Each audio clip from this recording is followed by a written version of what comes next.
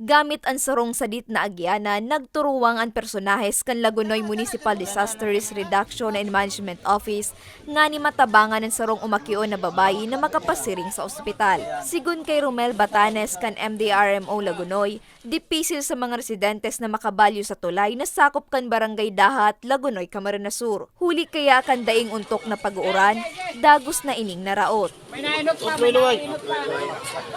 Ang rason kung ano talaga ba si approach kang tulay dahil po ito naman sa daing pundong uran na halos pirang aldaw. So ito po ang rason kaya na gaba. Binisto ang umakion na babayi na si Diana Rose Ortua kan gubat parehong banwaan na tulos na naidara sa ospital kan nasabing opisina.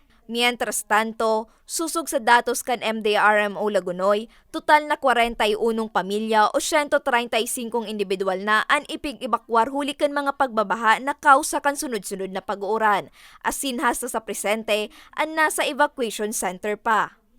Kami po ini rescue operations, ini untoward incident, kabuso ng mga nangaipo, kami po responde.